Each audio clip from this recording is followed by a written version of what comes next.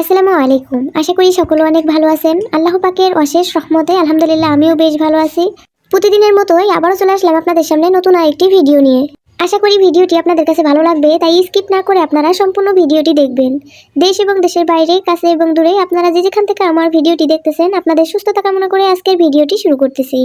এক আপু আমাকে কমেন্ট করেছেন আমরা কেন ভাড়া বাসায় থাকি আর কোথায় আমাদের গ্রামের বাড়ি, তাই ভাবলাম এই বিষয়টি আপনাদের সবার সাথে একটু শেয়ার করি। আজকের ভিডিওতে আমি আপনাদের সাথে শেয়ার করব আমরা কেন ভাড়া বাসায় থাকি এবং কোথায় আমাদের গ্রামের বাড়ি, তাই ভিডিওটি স্কিপ না করে আপনারা সম্পূর্ণ ভিডিওটি দেখবেন।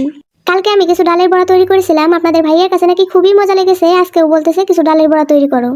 কালকে যে ডালের বড়াগুলো আমি তৈরি করেছিলাম পাটায় বেটে, আজকে যে আমি বড়াগুলো তৈরি করব পাটায় বাটার ঝামেলা ছাড়াই। ডালগুলো আমি অনেক আগেই ভিজিয়ে রেখেছিলাম, এখন অনেক নরম হয়ে গেছে। আজকে আর ডালগুলো বাটবো না, এভাবেই তৈরি করে নিব ডালের বড়া। এর মধ্যে দিয়ে দিলাম আমি কিছু আটা, কিছু পেঁয়াজ কুচি, মরিচের গুঁড়া, হলুদের গুঁড়া, কিছু কাঁচা মরিচ এবং লবণ। এখন আমি ডালগুলো ভালোভাবে মেখে নিব। এই তো ডালগুলো আমি ভালোভাবে মেখে নিয়েছি, এখন বড়াগুলো আমি ভেজে নিব। তেলগুলো আমি গরম করে নিয়েছি, এখন আমি বড়াগুলো এর মধ্যে দিয়ে দিচ্ছি। যেহেতু ডালগুলো আমি বাটিনি, মিডিয়াম আছে ডালগুলো আমি ভালোভাবে ভেজে নিব। একটু সময় নিয়েই ভাজবো যাতে করে ডালগুলো একটু করকরে হয়। আপনারা কালার দেখেই হয়তো বুঝতেছেন ডালগুলো ভাজা আমার হয়ে গেছে। আমি কড়া করে একটু ভেজে নিয়েছি, কারণ করকরে জিনিসগুলি আমাদের একটু বেশি পছন্দ।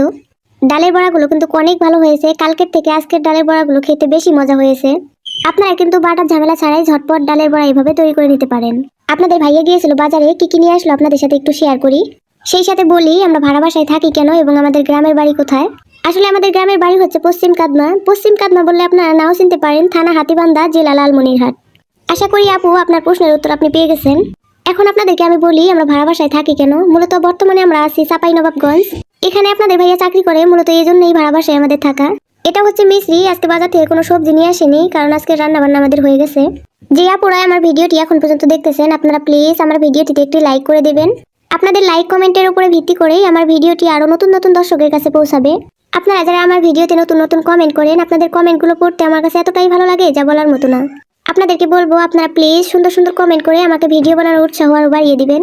আমি সারাদিন অপেক্ষায় থাকি আপনারা কখন আমাকে কমেন্ট করবেন, সেই কমেন্টগুলো আমি পড়বো।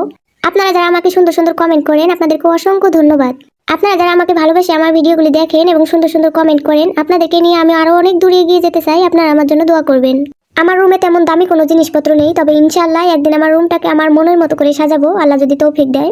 তবে বর্তমানে যা আছে আলহামদুলিল্লাহ, অনেকে তো এইটুকুই নেই।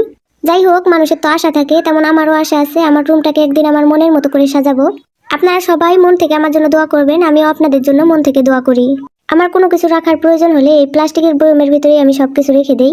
আমি যেহেতু লাইফস্টাইল ব্লগ ভিডিও আপলোড করি, গোপন করার কিছুই নেই। আমার যা আছে যেভাবে চলি সবই আমি আপনাদের সাথে শেয়ার করি। ভিডিওটি যদি আপনাদের কাছে ভালো লেগে থাকে অবশ্যই একটি লাইক ও আপনাদের মূল্যবান মতামত কমেন্ট করে জানাবেন।